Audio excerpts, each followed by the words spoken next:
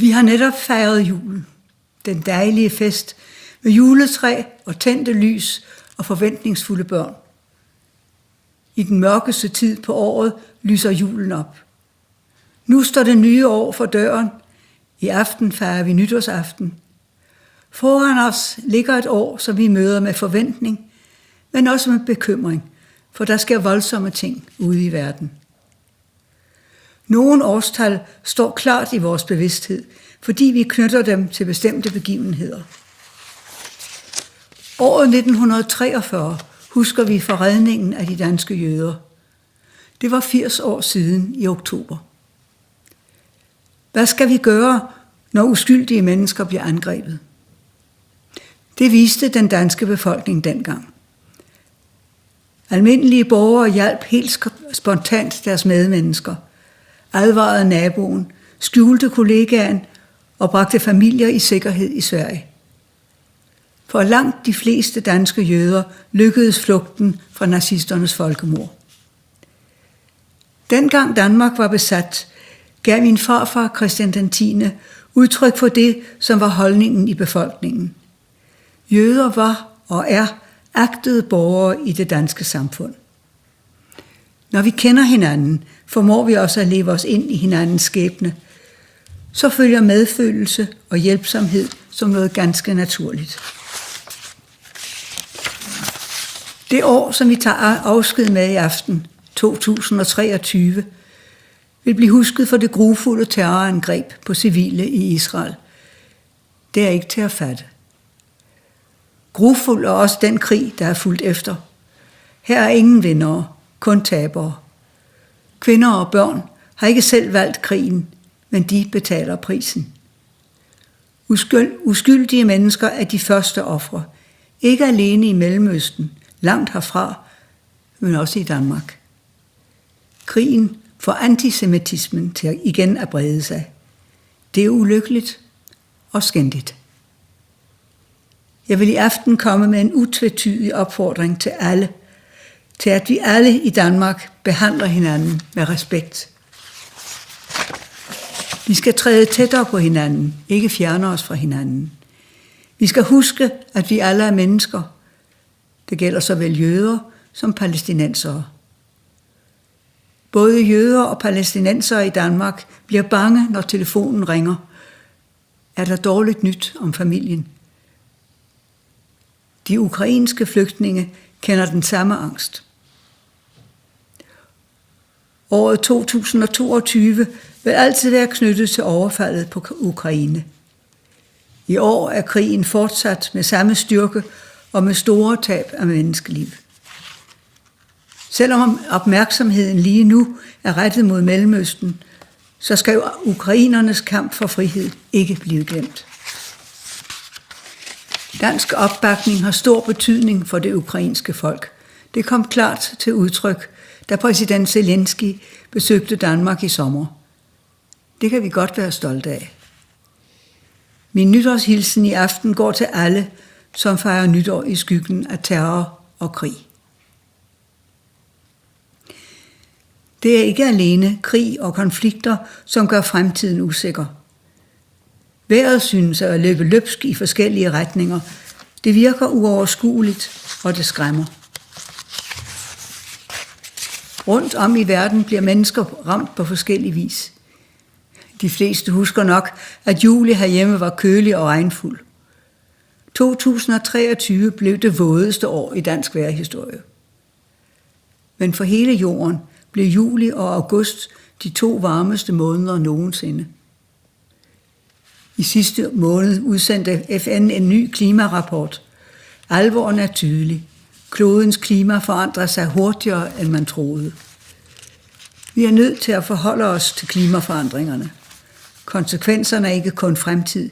De er her allerede, og de er voldsomme. Det er de fleste i Danmark fuldstændig klar over, selvom det har været vanskeligt for nogen af os helt at indse det. Nu må vi sammen finde håbet og viljen til at gøre noget. Tidligere i denne måned var der klimatopmøde i Dubai. Her deltog kronprinsen sammen med danske ministre. Danmark er et rigt land med med en vigtig international stemme. Det forpligter. Vi har også flere af de tekniske løsninger, der skal til. Det gør mig stolt, at danske forskere og virksomheder er med til at skabe en fremtid, hvor vi passer på vores klode og natur.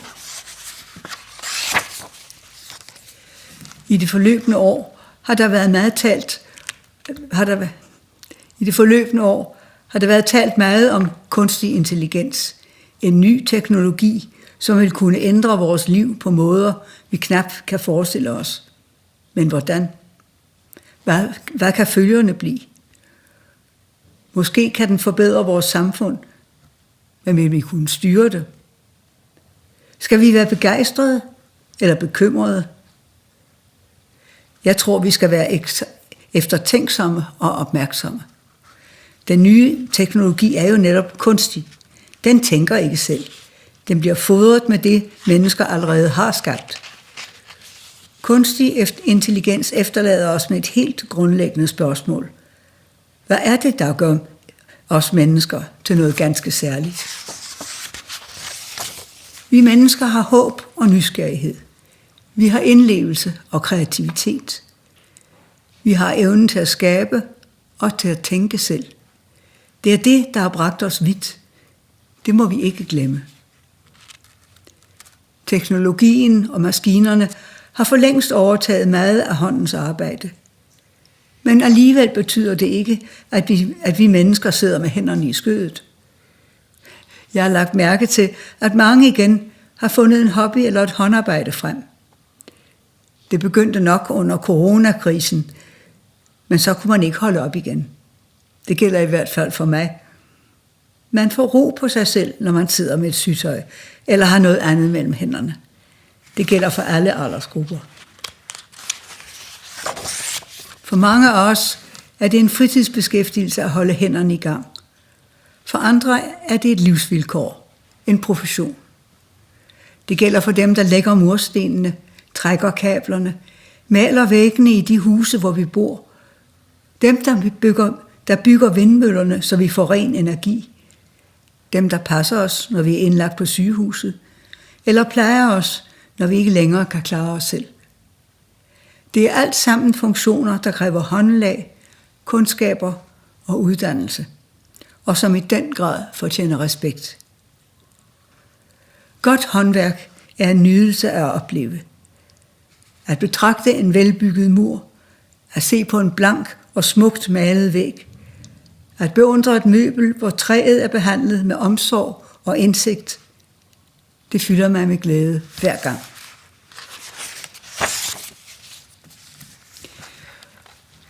Året 2023 vil vi huske som det år, hvor vi kunne fejre, at mit barnebarn, prins Christian, fyldte 18 år. Det blev en stor og, tror jeg, dejlig dag for ham. Han stod frem på en måde, der gjorde hele hans familie stolt af ham. Han var omgivet af søde, forventningsfulde og muntre unge fra hele riget, og han holdt en tale, der optvang stor respekt. Det gjorde hans farmor stolt. Prins Christian sagde tingene, som de var. Det gjorde man ikke så meget, da jeg var ung. I dag tør de unge vise, at de også kan være usikre. Den åbenhed er en styrke, som vi andre må beundre, og som vi kan lære af. Alle kender det lille ord tak. Det er et dejligt ord, både at sige og at høre. I det ord ligger erkendelsen af, at et menneske ikke står alene. Det er også ordet, vi benytter netop som nytårshilsen. Tak for det gamle år. Tak for den hjertelighed og gæstfrihed, jeg møder overalt i Danmark. I rigsfællesskabet er vi 3 lande og 3 folk. Vi har vores identitet og kultur og hver vort sprog. Men vi er knyttet sammen af en fælles historie, og vi er forbundne som mennesker. I aften vil jeg ønske et godt nytår for alle i Grønland og for alle på Færøerne. Ofte går mine tanker nordpå til de 2 lande og til de 2 folk, men tak for alt, hvad de har givet mig i årenes løb. Min nytårshilsen går også til de danske i Sydslesvig og til de mange andre danske, som opholder sig og har deres virke i udlandet. Ved årsskiftet takker jeg alle i forsvaret, politiet og beredskabet. I gør en beundringsværdig og helt uundværlig indsats for vort land.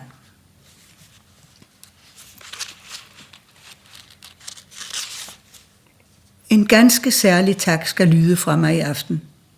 Tak for alt, hvad jeg og min familie har modtaget af varme og hengivenhed igennem mange, mange år.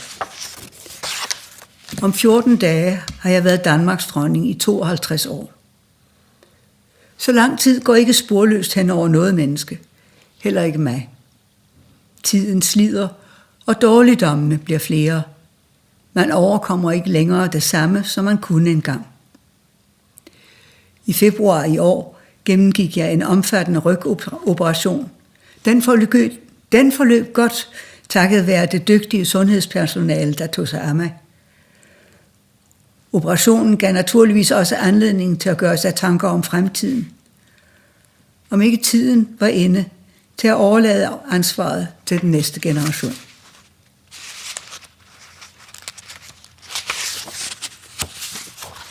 Jeg har besluttet, at det er nu, der er det rigtige tidspunkt. Den 14. januar 2024, 52 år efter at jeg efterfulgte min elskede far, vil jeg træde tilbage som Danmarks dronning. Jeg overlader tronen til min søn, kronprins Frederik. I aften vil jeg først og fremmest sige tak. En tak for den overvældende varme og støtte, som jeg har modtaget gennem alle år. En tak til de skiftende regeringer, som det altid har været givende at arbejde sammen med. Og til Folketinget, som altid har mødt mig med tillid. Min tak skal lyde til alle de mange, mange mennesker, som ved særlige begivenheder, såvel som i hverdagen, har omsluttet mig og min familie med kærlige ord og tanker. Det har gjort disse år til en række af perler. Den støtte og bistand, som jeg har modtaget gennem årene, har været afgørende for, at jeg kunne løfte min opgave. Det er mit håb, at det nye kongepar vil blive mødt med den samme tillid og hengivenhed, som er blevet mig til del. Det fortjener det. Det fortjener Danmark. Så vil jeg afslutte min sidste nytårstale med de ord, som jeg plejer. Gud bevarer Danmark. Gud bevarer jer alle sammen.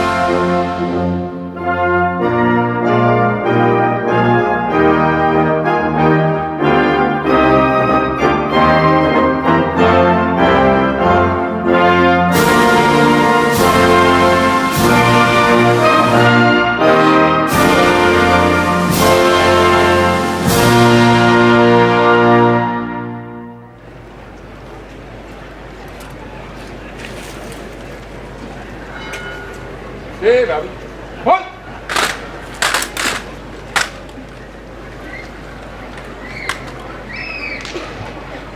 Marken. Rør! Hold tilbage.